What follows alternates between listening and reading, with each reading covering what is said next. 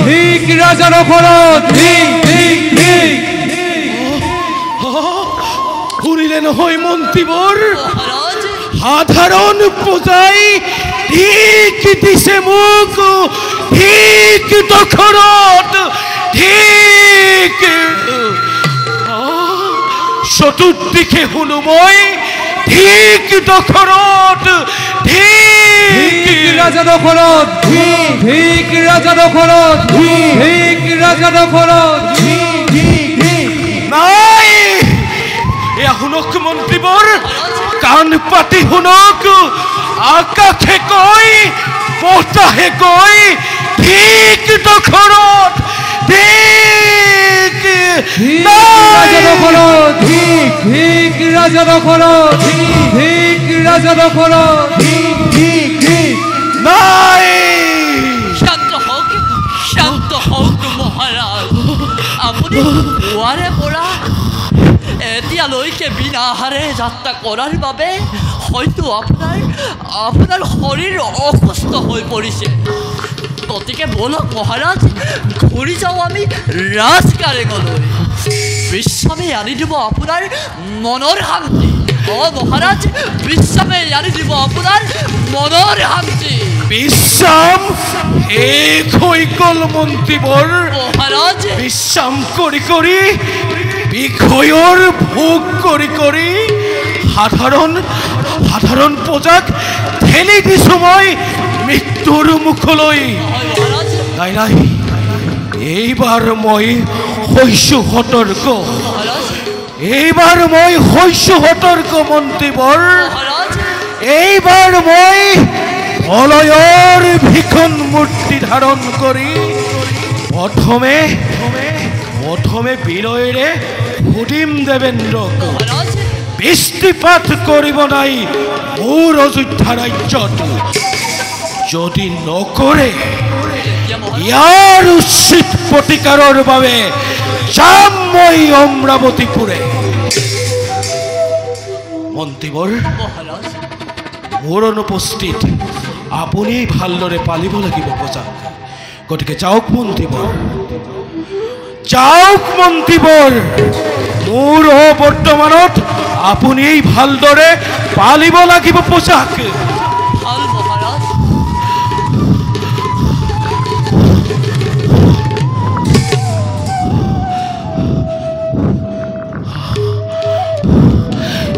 দেৱেন্দ্ৰ এইবাৰ কাল মূৰ্তি ধাৰণ কৰি গৈ আছো অযোধ্যা নিপতি দখৰত চাম ভালদৰে কিবাৰ দৰে বৃষ্টিপাত নকৰে মোৰ ৰাজ্যত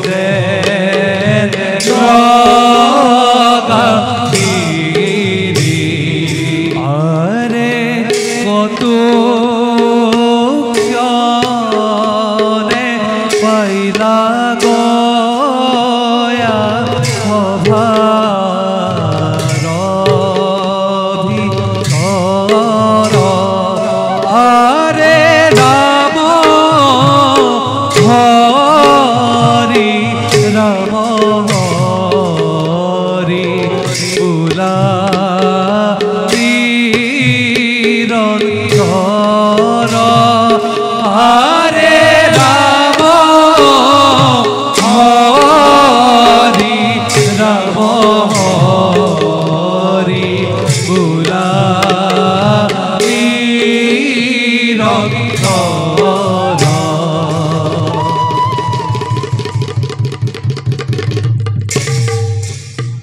ইন্দ্ৰাণী শচীময় স্বৰ্গৰ ৰাণী ত্ৰৈলোক্যৰ শ্ৰেষ্ঠ সম্পদৰ গৰাকী দেৱেন্দ্ৰ মোৰ স্বামী জগতৰ সকলো নাৰীৰ মই ঈৰ্ষাৰ কাৰণ মই হলো ইন্দ্ৰাণী শচী কিন্তু এটা কথা মই নুবুজো স্বামী ইমান ৰূপৱতী মই থাকোঁতে শচী কিয় বাৰু স্বামী মোৰ যাই অপেশ্বৰীৰ কাষ চাপি পুৰুষৰ নুবুজো মন অবলা নাৰীয়ে যাওঁ এতিয়া স্বামী মোৰ আহি পাবৰ হ'ল ৰাজসভাৰ পৰা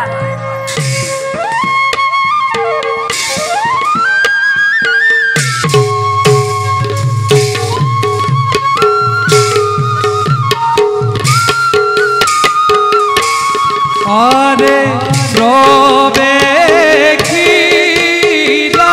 সম্বৰা দৈত্যৰ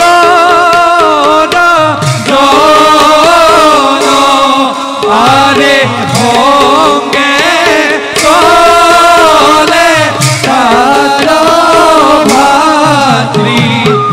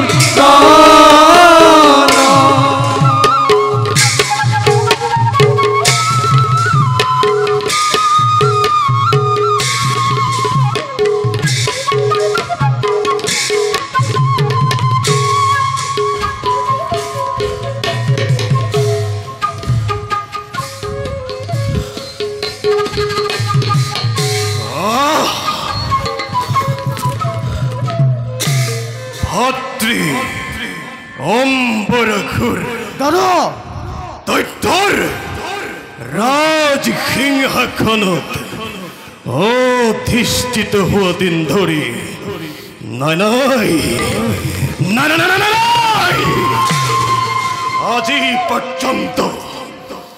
আজি পৰ্যন্ত নাপালো মই মনৰ শান্তি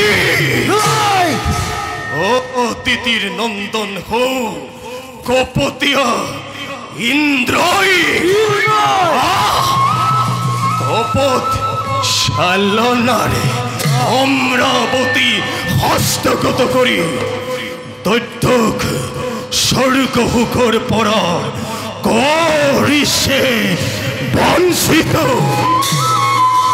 এ ভাই দাদা যুগে যুগে যুগে যুগে যুগে যুগে কৰা বঞ্চনাৰ নলৌ যদিহে প্ৰতিশোধ আছে জানো শক্তি মোৰ দৈত্যৰ ৰাজসিংহাসনত বহাৰ সঁচা কথা দাদা দৈত্যৰ ঔৰসে জন্মিলো আমি দৈত্যৰ কুলত সেয়েহে নিজ অধম পুলুদ্ধ পুলি চিৰকাল ঘিৰাই আমাক হৌকা পুৰুষ দেৱতা সমাজে সেয়েহে দাদা আজ্ঞা দিয়া আক্রমণ করো হে অমরাবতীপুর ধ্বংস করো ইন্দোর ইন্দ্রাত্র দেখুম দানবর হকতি কিমান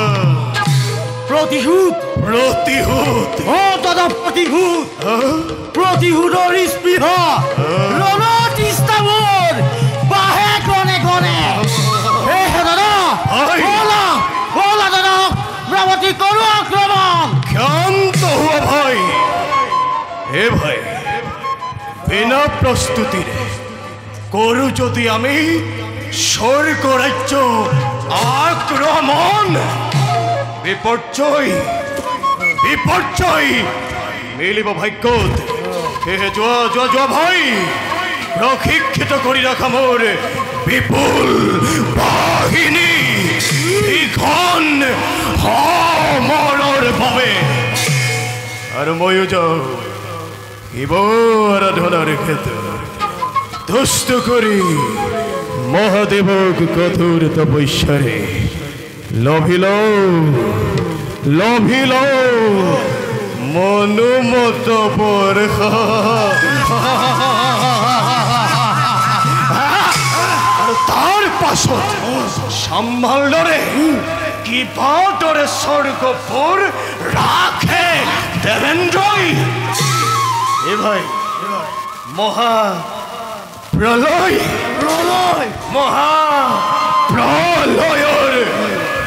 ঘোষণা কৰি খেদি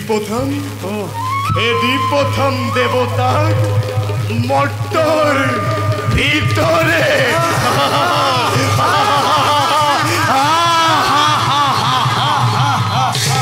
এ ভাই দানৱৰ বিজয় ৰক্ত নিশান পবনৰ লহৰে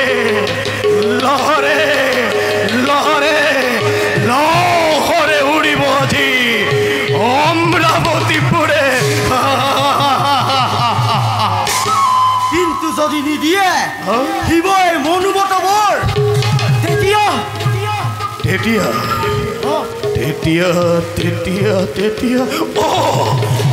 তেতিয়া আসে যত শিৱৰ ভক্ত জগতৰ মাঝে আসে যত বিষ্ণুৰ ভক্ত ব্ৰহ্মাণ্ডৰ ভিতৰে সকলোকে হৰি আনি সকলোকে মই যজ্ঞ কুণ্ডত কৰিম নিক্ষেপ এ ভাই ইমানতো যদি মহাদেৱ তুষ্ট নহয় তেতিয়া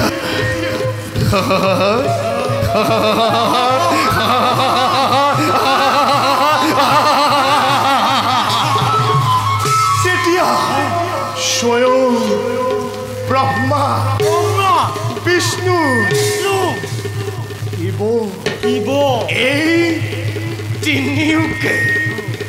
এই তিনিওকে ধৰি আনি বলি দি যজ্ঞ কুণ্ডত তুমি কি হ'ব দাদা মই হ'ম জগতৰ জাগ্ৰত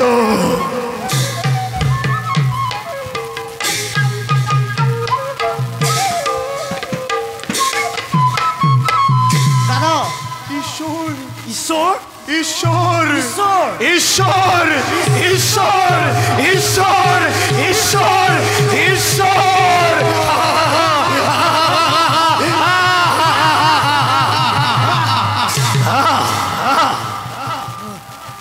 উত্তম দাদা উত্তম কিন্তু সহ্য হতে তুমি হিংসাৰ নলমাশ্ৰ জানো আমি ভালদৰে ভক্তিতে তুষ্ট হয় ভঙুৱা শংকৰ সেয়েহে দাদা যোৱা তুমি শিৱৰ আৰাধনাৰ হেতু আৰু ময়ো যাওঁ নিজ কৰ্তব্যত অগ্ৰসৰ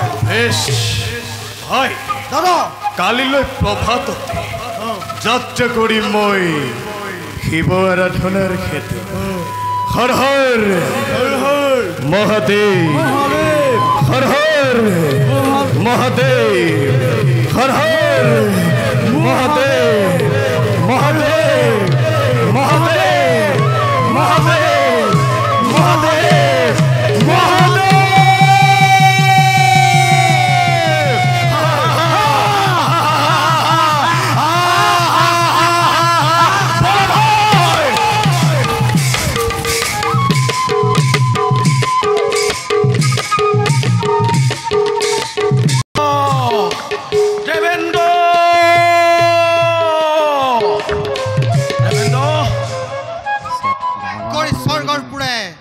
এনে উচ্চস্বৰে ভংগ কৰিছা দেৱতাৰ শান্তি আৰু দেৱৰাজৰ প্ৰমোদ কক্ষত প্ৰৱেশৰ অনুমতি কোনে দিলে তোমাক?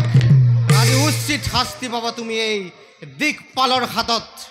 বেশ, তোমাক পৰাজয় কৰি তাৰ পাছত সন্মুখীন সময় দেৱৰাজ ইন্দ্ৰৰ হৰাস্ত নকৰিবা ফলম।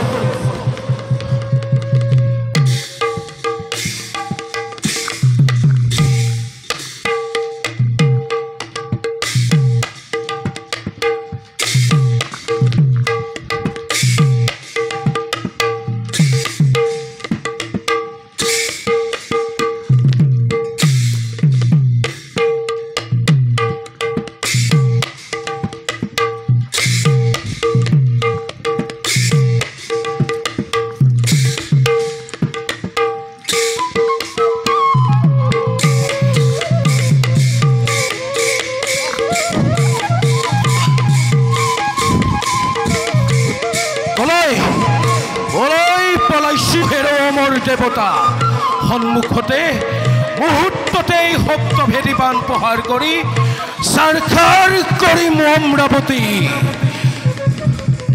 শব্দভেদী বাণ? সেয়াই তেন্তে ৰজা দশৰথ। ক্ষান্ত হওক মহাৰাজ দশৰথ, ক্ষান্ত হওক। আমি দিকপাল দেৱেন্দ্ৰৰ সেৱক। যোৱা হেৰ অমৰ দেৱতা, কবাগৈ দেৱেন্দ্ৰক বলয়ৰ ৰুদ্ৰমূৰ্তি ধাৰণ কৰি আহিছে অযোধ্যা নিপতি। আৰু যাতে ধৈৰ্যচ্যুতি নকৰা এই অজৰ নন্দন অযোধ্যা নিপতিক। দেৱৰাজ, খন্তেক অপেক্ষা কৰক সৌ দেৱতাৰ অতিথিশালত।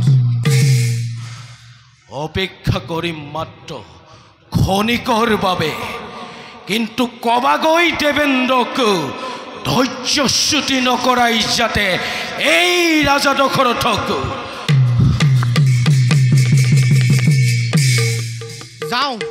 যাওঁ শীঘ্ৰেই জনাওঁ মই দেৱেন্দ্ৰক ৰাজা দশৰথৰ আগমনৰ বাতৰি।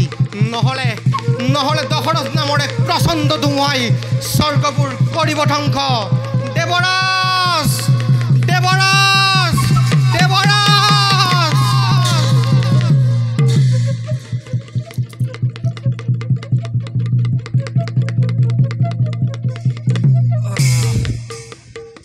ৰাজকাৰ্যৰ নৈমিত্ৰিক ব্যস্ততাৰ হেতু অৱসন্ন আজি দেৱৰাজ ইন্দ্ৰ। সেয়েহে অপেশ্বৰীগণৰ মনোৰম নৃত্যগীত কৰি উপভোগ প্ৰাণ সজীৱতানো ভাগৰুৱা মনত। কিন্তু এয়া কি? দিকপাল! প্ৰণাম দেৱৰাজ। এয়া কি হৈছে দিকপাল? দেৱৰাজ, মূৰ্খৰ দৰে আচৰণ নকৰিবা দিকপাল।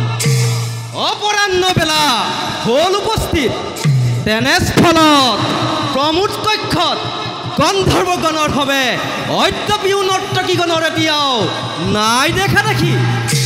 দেৱৰাজ, তুমি হেন দিকপাল থাকোতে সেৱক, সিহঁতৰ ইমান সাহল কেনেকৈ? স্বয়ং দেৱৰাজকো অপেক্ষিলেহে অপেশ্বৰাগণে। দেৱৰাজ, তেওঁলোকৰ নাই অপৰাধ। আপোনাৰ মনোৰঞ্জনৰ বাবে কৰোঁতে ব্যৱস্থা আগমিলে স্বৰ্গৰ পৰে অযোধ্যাৰ নিপতি। বৰ্তমান অপেক্ষাত তেওঁ দেৱতাৰ অতিথিশালাত আপোনাৰ মনোৰঞ্জনৰ বাবে কৰিছে প্ৰাৰ্থনা। দিকপাল প্ৰমোদৰ সময়ত সাক্ষাৎ নকৰে কাকোৱেই দেৱ পুৰন্দৰে আৰু নিচিনো কোনোহেই দশৰথ নামধাৰী অযোধ্যাৰ নিপতি পৰাক্ৰমী সূৰ্যবংশী ৰাজা দশৰথ মৰ্ত্যৰ নিপতি প্ৰধান দিকপাল জানে তেওঁ শব্দভেদীবান। কি ক'লা? জানে তেওঁ শব্দভেদীবান? হয় দেৱৰাজ, জানে তেওঁ শব্দভেদীবান। এতিয়া মোৰ পৰিছে মনত অযোধ্যাৰ নিপতি সেই অজৰ পুত্ৰৰ মহাপৰাক্ৰমী দশৰথ নিপতি। তাকেনো ইমান পৰা স্পষ্টভাৱে তুমি কোৱা নাছিলা কিয়? ব'লা ব'লা দিকপাল, যাওঁ আমি তীক্ষণে দশৰথৰ সাক্ষাতৰ বাবে। বলক দেৱৰাজ।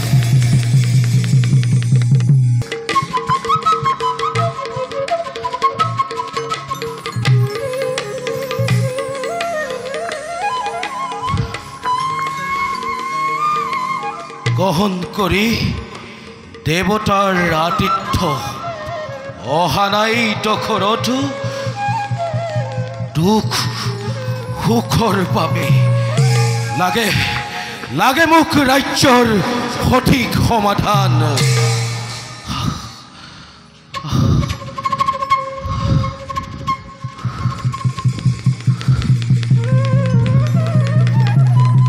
মহান ইক্ষ্বাকুকুলৰ নিপতি ৰাজা দশৰথ দেৱৰাজে জনাইছে আপোনাক প্ৰণিপাত।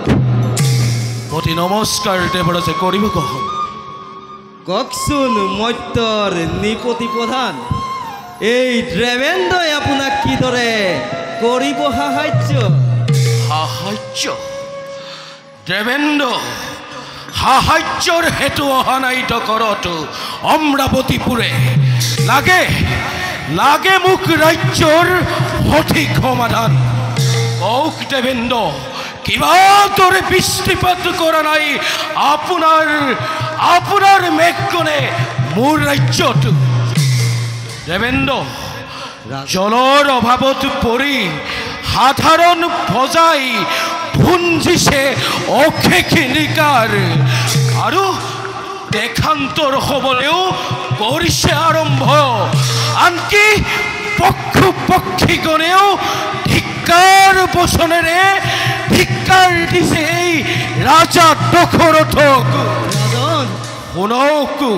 শুনক দেৱেন্দ্ৰ, ইয়াৰ যদি নকৰে প্ৰতিকাৰ আপুনি জানিব ভালদৰে মুহূৰ্ততেই সাৰখাৰ কৰি দিম অমৰাৱতীপুৰ এটি পলকতেই। যথাৰ্থ ক্ৰোধ স্বাভাৱিক আপোনাৰ, কিন্তু হে মৰ্ত্যৰ নিপতি প্ৰধান, এই ক্ষেত্ৰত দেৱেন্দ্ৰই আপোনাক অক্ষমতা কৰিছে স্বীকাৰ। ৰোহিণী নক্ষত্ৰত গ্ৰহপতি শনিৰ পূৰ্ণ দৃষ্টিৰ হেতু কৰা নাই বৃষ্টিপাত আপোনাৰ ৰাজ্যত। সেয়েহে গ্ৰহপতি শনিৰ পাশে গমন কৰি অনুৰোধৰ সুমধুৰ বচনেৰে ব্যাহত কৰক পূৰ্ণ দৃষ্টি সেই ৰোহিণীৰ পৰা। অনুৰোধ? এই অযোধ্যাপতি দশৰথে কৰিব অনুৰোধ? নাই, শনি দেৱতা বুলি মই নকৰোঁ পূজন। লাগে মোক ৰাজ্যৰ সঠিক সমাধান। কওক দেৱেন্দ্ৰ, কৰিবনে বৃষ্টিপাত শনি দেৱতাই মোৰ ৰাজ্যত? নিশ্চয় গমন কৰক শনি দেৱতাৰ পাশে।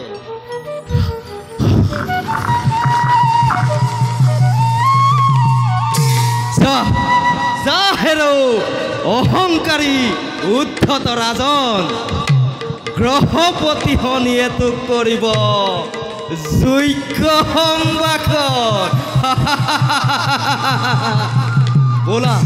ব'লা দিকপাল, যাওঁ আমি নৰ্তকীগণৰ মনোৰম নৃত্য গীত কৰোঁ প্ৰভু। দেৱৰাজ, সুৰা যদি নাথাকে লগত আনন্দ লভিবা জানো অকল অপেশ্বৰীৰ নৃত্য গীত। দিকপাল দিকপাল দিকপাল দেৱৰাজ, যথাৰ্থে প্ৰকাশিলা মোৰ মনৰ ভাৱনা। সুমধুৰ সুৰাৰো তুমি কৰিবা ব্যৱস্থা। বলক দেৱৰাজ।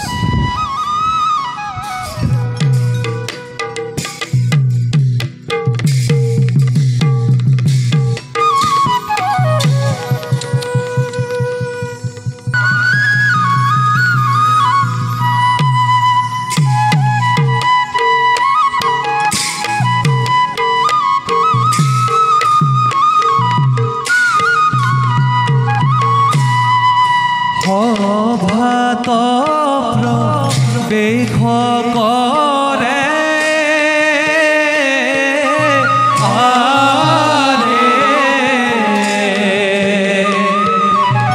গৰুৰ নন্দন হৰিয়ে আৰে লয় লাখে চলি যায়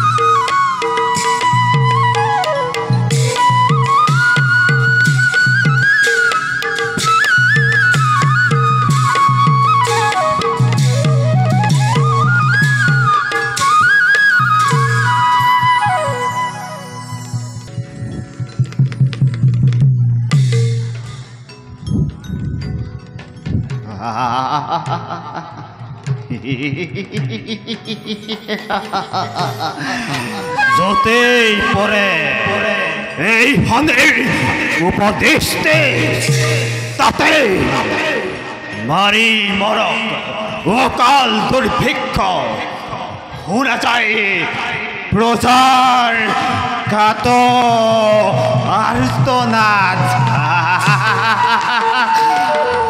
এইবাৰ দৃষ্টি মোৰ ৰোহিণী নক্ষত্ৰ, সেইবাবে বৃষ্টিপাত হোৱা নাই অযোধ্যা ৰাজ্যত।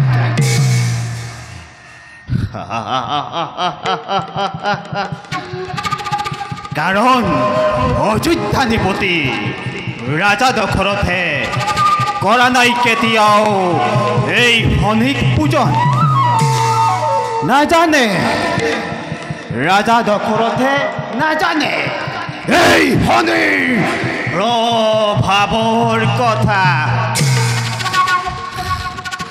অহংকাৰী উদ্ধত হৈ মত্ৰ হৈ আছে বিষয়ৰ ভোগবিলাকত।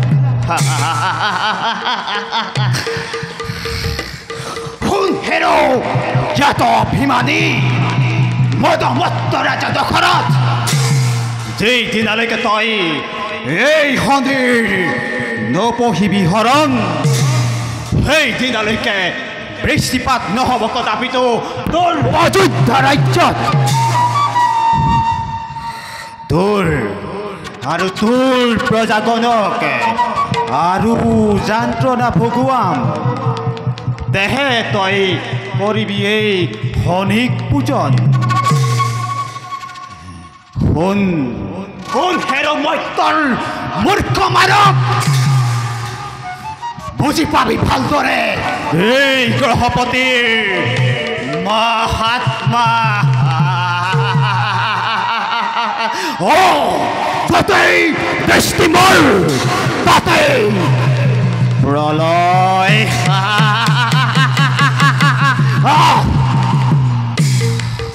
শনি দেৱতা শনি দেৱতা শনি দেৱতা শনি দেৱতা কোনে মোক স্পৰ্ধাপূৰ্বক কৰে সম্বোধন? সঁচাকৈ যদি তুমি শ্ৰদ্ধাৰ প্ৰাপ্ত হোৱা হ'লে এই অজৰ নন্দন অযোধ্যা নিপতিৰ পৰা পালাহেঁতেন সশ্ৰদ্ধ প্ৰণিপাত। শ্ৰদ্ধাৰ প্ৰাপ্ত হোৱাহেঁতেন? ৰাজা দশৰথ, কোৱা কিয় আহিলা এই শনিৰ পাখে? আত্মপৰিচয় দিবলৈ শনি দেৱতা। আত্মপৰিচয়? আত্মপৰিচয়। অজৰ পুত্ৰ ৰাজা দশৰথৰ আত্মপৰিচয়ৰ জানো কিবা প্ৰয়োজন? আছে প্ৰয়োজন শনি দেৱতা। প্ৰজাৰ শান্তিৰ বাবে, নিজ ৰাজ্যৰ শান্তিৰ বাবে আত্মপৰিচয়ৰ নিশ্চয় প্ৰয়োজন আছে। তুমি মোক ভীতি প্ৰদৰ্শন কৰিছা ৰাজা? ভীতি প্ৰদৰ্শন নহয় শনি দেৱতা। আত্মপৰিচয় দিবৰ বাবে হৈছো উপস্থিত মই অজৰ নন্দন।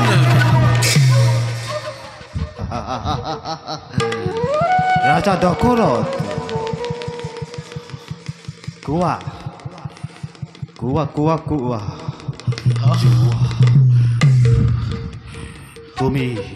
তুমি এই শনিৰ কুপদৃষ্টিৰ পৰা আঁতৰি যোৱা। যাৰ কুপদৃষ্টিত স্বয়ং শিৱপুত্ৰৰ হৈছিল মুণ্ডছেদ, তেনেস্থলত মত্যৰ মানৱ হৈ বীৰত্বৰ পৰাকাষ্ঠা নকৰা প্ৰদৰ্শন।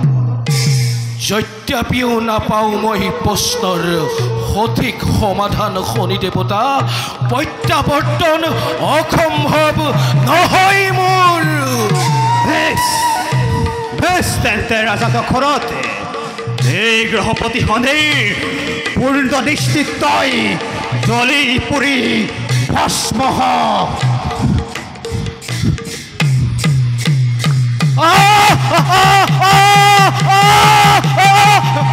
কোন কথা ৰক্ষা কৰা, কোন কথা ৰক্ষা কৰা। চলি যায় সমগ্ৰ শৰীৰ মোৰ। গৰুৰ নন্দন জটায়ু বৰ্তমান অন্যায় কদাপিতো নোৱাৰা কৰিব। উঠা ৰজা দশৰথ, উঠা।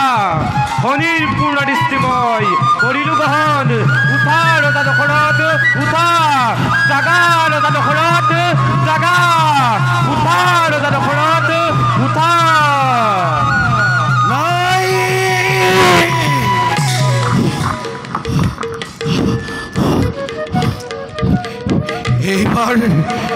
এইবাৰ ৰক্ষা নহ'ব তোমাৰ শনি দেৱতা। এইবাৰ সন্মুখীন হ'বলৈ সাজু হোৱা তুমি। ধন্য ধন্য ৰাজন, ধন্য। এই গ্ৰহপতি শনিয়ে তোমাক কৰিলে পৰীক্ষা। যাৰ কুপদৃষ্টিত ত্ৰাসত উঠে কপনি, যাৰ এক কটাক্ষত সৃষ্টিত হয় প্ৰলয় দুৰ্ঘোৰ, তেনেহেন গ্ৰহপতিৰ আগত তুমি সাহসেৰে হলা সন্মুখী। প্ৰশংসিছো বীৰত্ব তোমাৰ। কোৱা ৰাজন, মনোমত বৰ ল'ব পাৰা? শনি দেৱতা, নাই মোৰ কোনো বৰৰ প্ৰয়োজন। লাগে মাথো মোৰ নিজ ৰাজ্যৰ প্ৰজাৰ শান্তি আৰু কল্যাণ। গতিকে কওক শনি দেৱতা, ৰোহিণীৰ পূৰ্ণ দৃষ্টি আপুনি ব্যাহত কৰি মোৰ অযোধ্যাৰ সমগ্ৰ প্ৰজাৰ কৰক কল্যাণ। হে হ'ব ৰাজন, মই এতিয়াই মোৰ পূৰ্ণ দৃষ্টি ৰোহিণীৰ পৰা কৰিম ব্যাহত।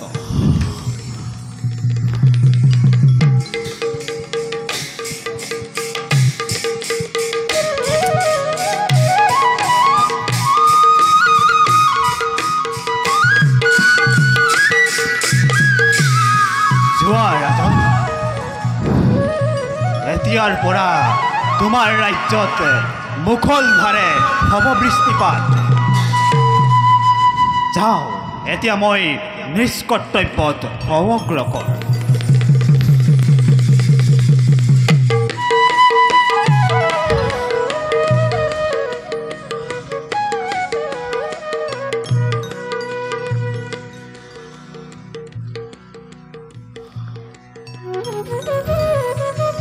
হে পক্ষীৰাজ, এই অজৰ নন্দন অযোধ্যা নিপতিৰ শতকোটি প্ৰণিপাত কৰিবা গ্ৰহণ।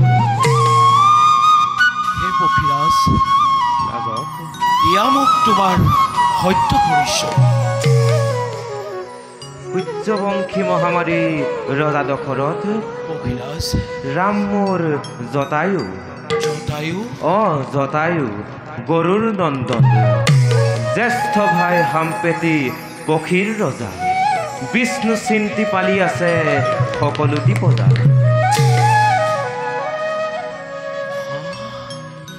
তুমি মানে বিনতাৰ নাতি জটায়ু? হয় হে পক্ষীৰাজ, আজিৰ সন্তে দুয়োকে কৰি আলিংগন বন্ধুৰূপে কৰিবা মোক গ্ৰহণ। অতিশয় আনন্দৰ কথা, আহা আমি দুয়ো কৰো আলিংগন। আহা পক্ষীৰাজ।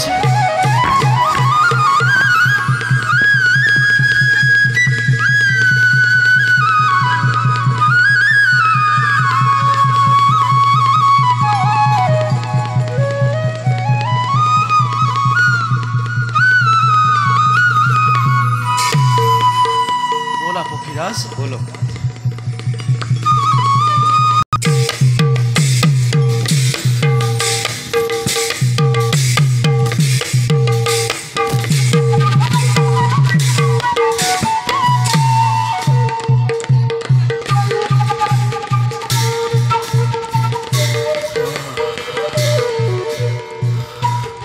গভীর অরণ্য ইটো প্রকৃতির মনোমোহ স্থান, ইয়াতেই প্রতিহময় অরসাধনা।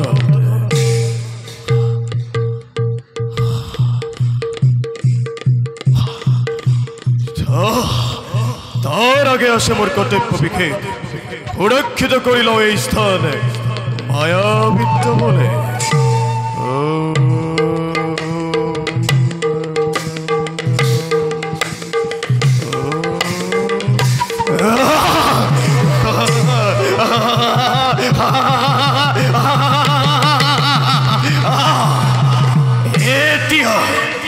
ইন্দ্ৰাদি দেৱগণে ভংগ কৰিব নোৱাৰে মোৰ তপস্যা। একমাত্ৰ চিৰকাংক্ষিত দেৱ মহেশ্বৰৰ বাদে যিজনেই কৰিব প্ৰৱেশ, জ্বলি পুৰি হব ভস্মীভূত। এতিয়া কৰো মই শিৱ আৰাধনা। ওম নমঃ শিৱায়, ওম নমঃ শিৱায়, ওম নমঃ শিৱায়, ওম নমঃ শিৱায়, ওম নমঃ শিৱায়। না না না না না, এতিয়াও নাহিল মহাদেৱ মোক বৰ দিবলৈ। মহাদেৱ এতিয়াও আচলত। এইবাৰ মই এক পদে শিৱ আৰাধনা কৰোঁ। ওম নমঃ শিৱায়, ওম নমঃ শিৱায়, ওম নমঃ শিৱায়।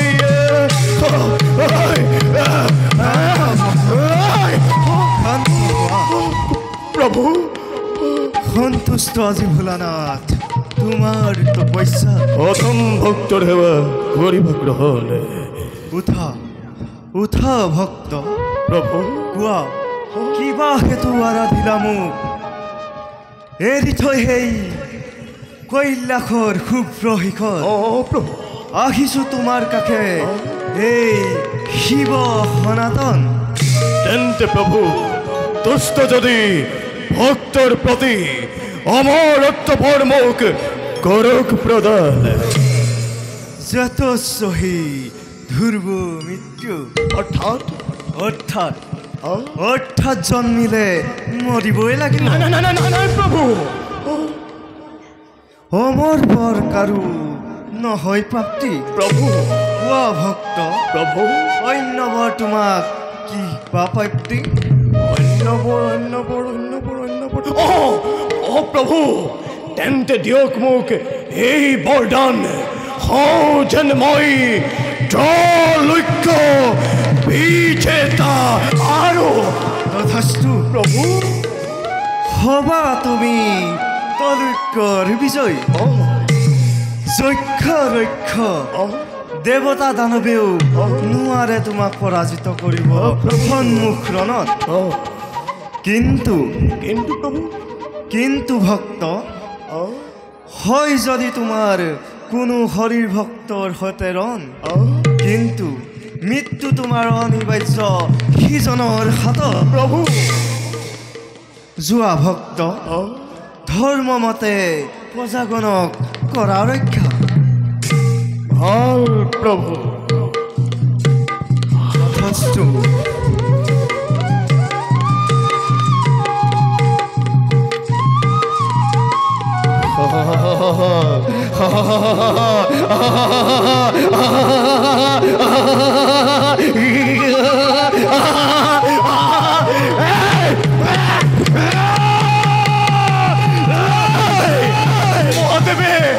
মহাদেৱে পতানিলে মোক মনোমত বৰ্ষা। আজি হন্তে যে হল মই ত্ৰৈলোক্যৰ ভিতৰে। যাওঁ এই শুভভদ্ৰ মই ভাতৃক দিওঁগৈ। ভাতৃ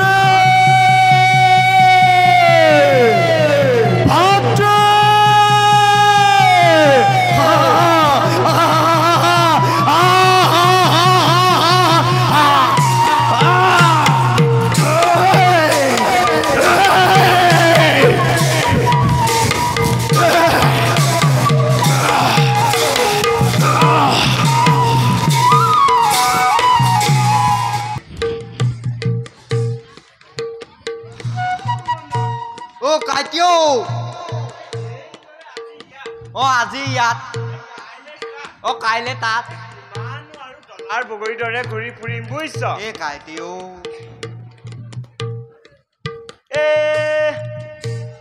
বুজিছা? এই তুমি হেৰি নহয়, এই কিমান কি ক'লা কাইটি? কি ক'লা? এই আমি যদি ইয়াত আৰু গৈ থাকোঁ এই গৈ নাপামগে আৰু বুজিছা। এই তিনি কুৰি বছৰে এই জীৱনটো আৰু ঘূৰি টানিব নোৱাৰিম যেন পাইছো। মন জান কাইটিও এইদৰে যদি ইয়াত দেৰি কৰি থাকোঁ আজি আৰু সেই পুৰণা গাঁও নাপামগৈ, বুজিছনে নাই তই? আমাৰ সেই সিহঁতবোৰে চাগৈ গোটেইখন ল'বগৈ পা। শুনিছো বোলে এই অযোধ্যাত বৰষুণ হোৱাই পোৱা। আমাৰ নিচিনা গোটেই ভগনীয়া প্ৰজাবোৰ উভতিবলৈ বোলে আৰম্ভ কৰিছে। এৰা সেই মহাৰাজ দশৰথক কিন্তু মানিছো দেই। নকবা সেই দেৱৰাজ ইন্দ্ৰকো বোলে এই বাধ্য কৰালে বৰষুণ দিবলৈ। বিচুদি কথা বুজিছানে কাইটি? বিচুদি কথা। সেই মহাৰাজ দশৰথ তোমাক ইয়াৰ পৰাই প্ৰণাম জনাইছো দেই। কাইটি তই এই বকলাখন বাদ দে, বুজিছনে নাই? এইদৰে যদি গৈ থাক আজি আৰু সেই পুৰণা গাঁও নাপাবিগৈ। তই কথা এটা মন কৰিছনে নাই? সিহঁতবোৰে চাগৈ গোটেইখন আমাৰ ল'বগৈ পা।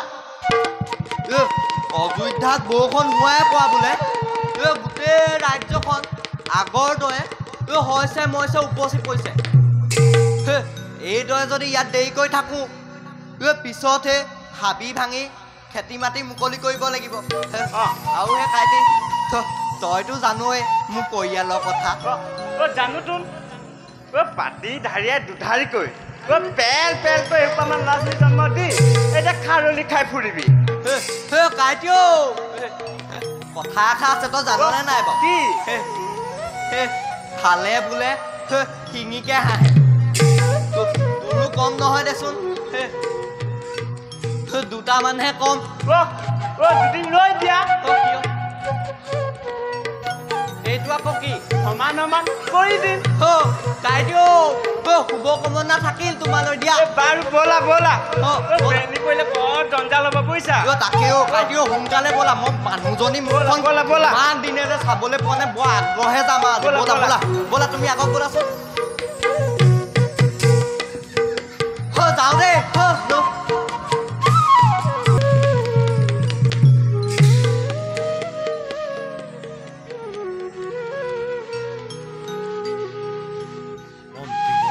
মহাৰাজ অৱশেষত বৃষ্টিপাতে আনি দিলে প্ৰাণৰ সজীৱতা হয় মহাৰাজ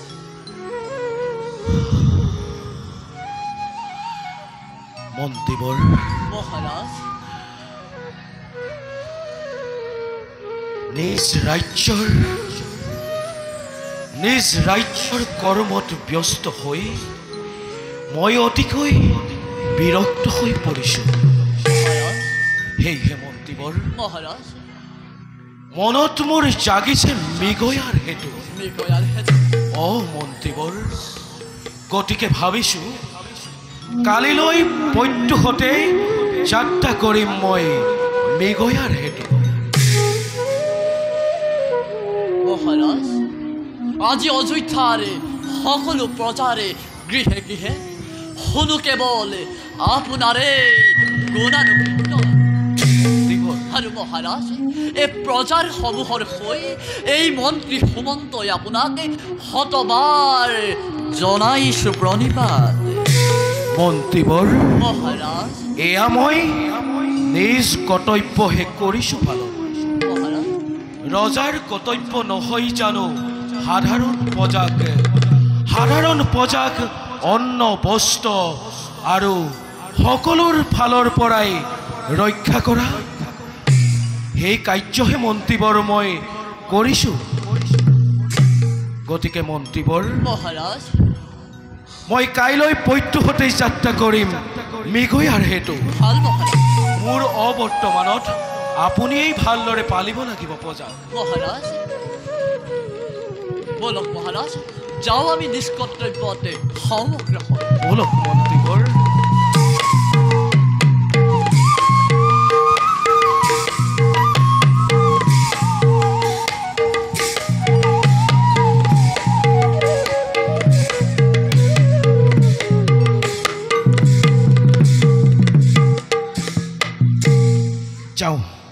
যাওঁ মই মৃগয়াৰ হেতু নকৰোঁ পলম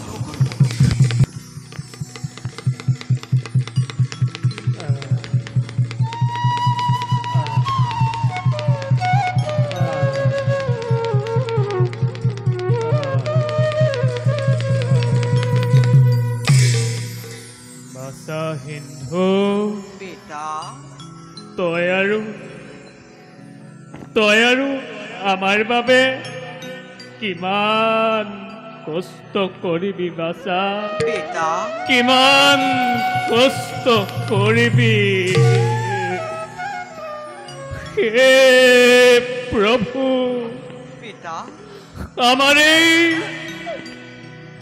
আমাৰ এই যন্ত্ৰণাময় জীৱনৰ অৱসান কেতিয়া ঘটিব প্ৰভু কেতিয়া পিতা আৰু আই তোমালোকে দুখ নকৰিবা বিধিয়ে ইয়াকেই লিখিলে আমাৰ ভাগ্যে তাকে আজি পিতা আৰু আই গ্ৰহণ কৰা তোমালোকে বিনা প্ৰতিবাদে এয়া বিধাতাৰ দান নহয় বাছা নহয় এয়া বিধাতাৰ দান নহয় এয়া যে আমাৰ নিষ্কৰ্মফল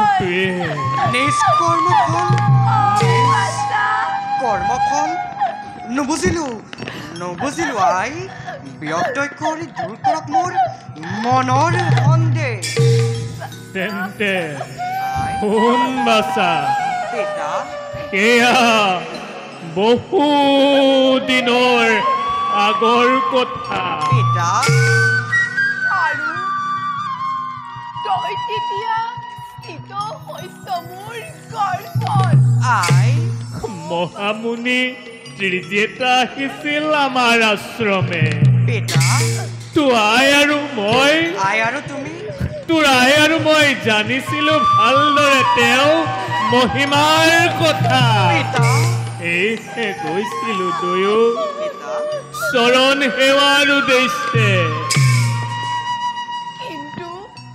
কিন্তু আই দেখি তেওঁৰ কুচিত পদ যুগল আই কিনাতে আমি দুয়ো মুনিলো আই টিকালৈক মুনিবোৰে আমাক আশীৰ্বাদ কৰিলে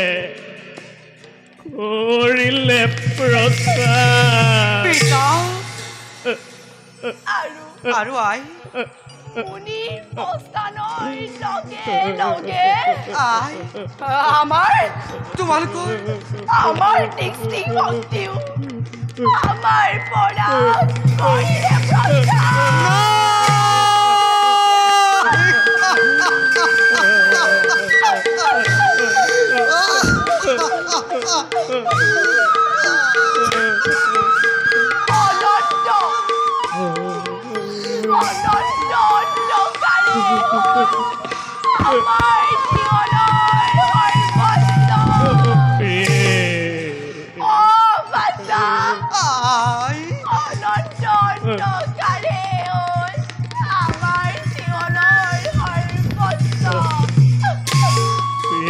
আই আৰু পিতা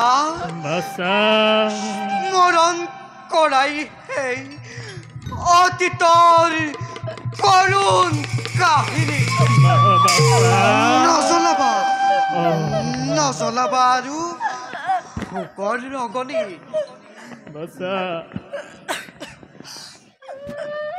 পিতা আৰু আই নিষ্কৰ্ম ফলে দুয়োগ অন্ধত্ব কৰিলা ধাৰণ সেই অন্ধত্বই পিতা সেই অন্ধত্বই দূৰ কৰিলে দুয়োৰে মনৰ অন্ধত্ব আৰু আই আৰু পিতা নাই আজি কুটিৰত এটুপিৰো নিৰ্মল জল সেই হেতু পিতা আৰু আই যাওঁ মই সৰজুৰ তীৰে কলচি ভৰাই আনোগৈ এটুপি নিৰ্মল জল আই কিন্তু সোনকালে আহিবি উলটি নিশ্চয় আই দৰ্শন কৰি সৰজুৰ অনিন্দ সুন্দৰ আই বিলম্ব নকৰিবি বাছা আই তোৰ অবিহনে আমি জীৱনতে মৃত বাছা আই তোৰ অবিহনে আমি জীৱনতে মৃত আই আৰু পিতা তোমালোকে চিন্তা নকৰিবা মই নিশ্চয় আহিম উলটি এতিয়া যাওঁ মই আই আৰু পিতা মই আহিলো কিন্তু তই গলিনে কিন্তু পিতা বাছা আৰু আই মই নথকাৰ অৱস্থাত অ দুয়ো যাতে আশ্ৰমৰ পৰা নোহোৱা বাহিৰ নাযাওঁ মই আহিলো আই আৰু পিতা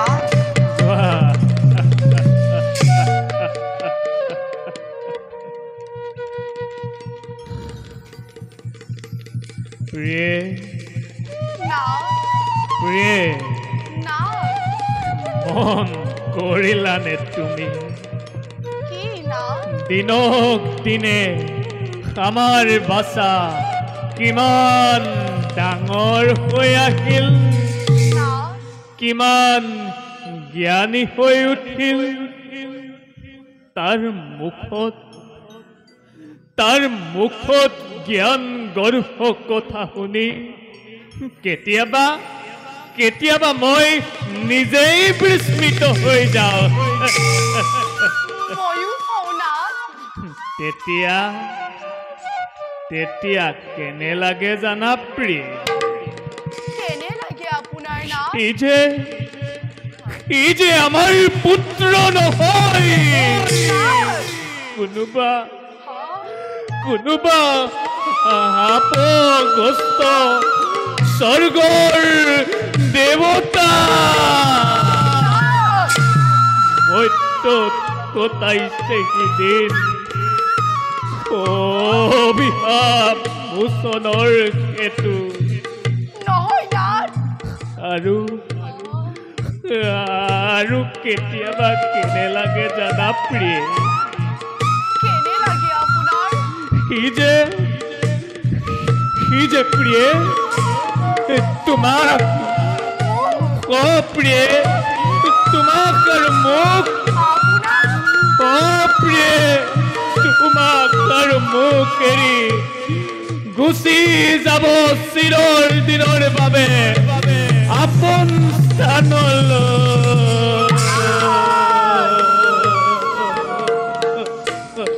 অবলগুলিয়া কথা ভাবে আপনি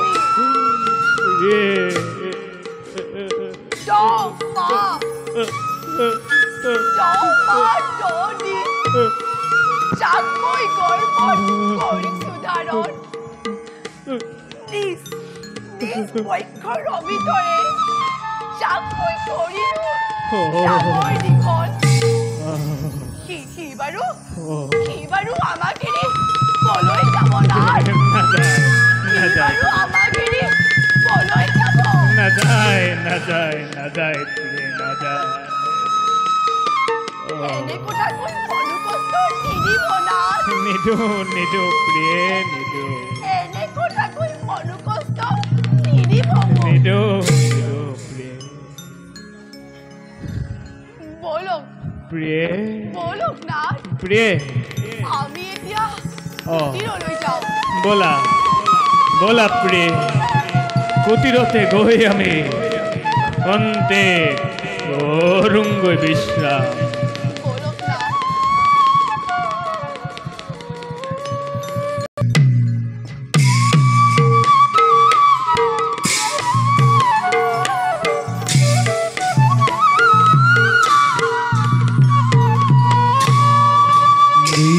गया रहे तू सले अजर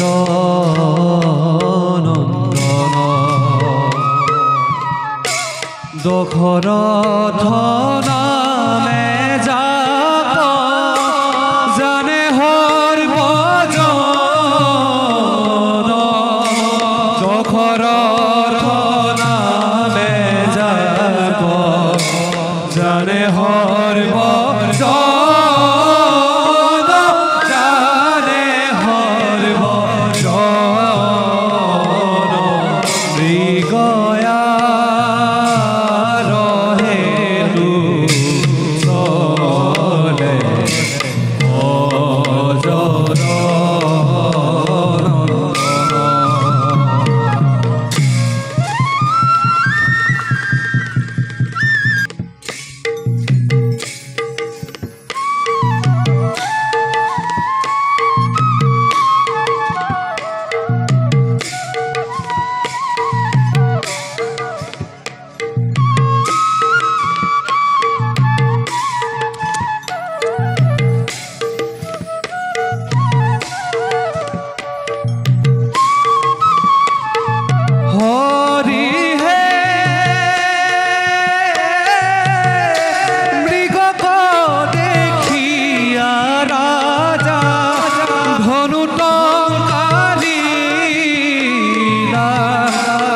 দেখা দেখা সৰ্বজন পাছে কি ঘটিলা পাছে কি ঘটিলা দেখা দেখা সৰ্বজন পাছে কি ঘটিলা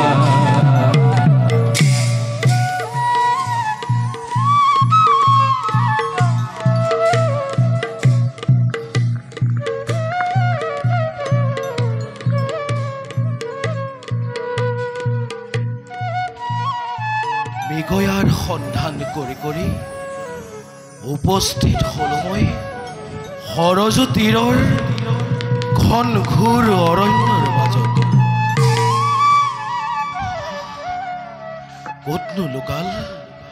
ক'তনো লোকাল সেই দুৰ্লভ হৰিণ।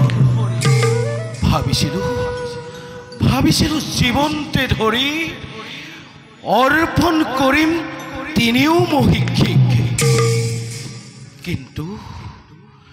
কিন্তু এই অৰণ্যৰ মাজত দুৰ্লভ হৰিণক সন্ধান কৰি কৰি নাই ক'ত লোকাল সেই দুৰ্লভ হৰিণ। ক্ষণিকৰ বাবে হলেও সন্তানহীনতাৰ পাহৰিলেহেঁতেন তিনিও মহিষীয়ে। দূৰৈত শুনিছো ৰিণি ঘট ঘট জলৰ শব্দ। নাই যাওঁ আৰু কিছুদূৰ যাওঁ আগুৱাই।